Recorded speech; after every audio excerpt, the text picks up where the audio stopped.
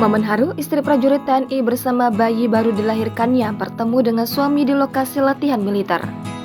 Desi Sudiarti menangis, rasa kangennya terobati kala berjumpa suaminya, Ratu Reza Primayadi. Saat tengah hamil tua dan melahirkan, Desi Sudiarti harus menerima keadaan tidak bisa dekat dengan suaminya yang berdinas di Malang, Jawa Timur.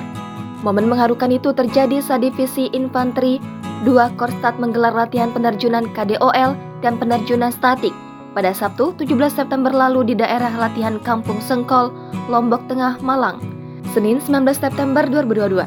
Ratu Reza Primayadi mengungkapkan sebenarnya akan mengajukan cuti tahunan ketika istrinya akan melahirkan. Namun Tuhan berkehendak lain karena pada saat yang bersamaan panggilan tugas mulia memanggil Ratu Reza yang harus ikut terlibat dalam pelaku latihan penerjunan di Kampung Sengkol, Lombok Tengah, yang kebetulan satu wilayah dengan lokasi keluarganya. Kesempatan ini pula yang dimanfaatkan oleh Desi Sudiarti.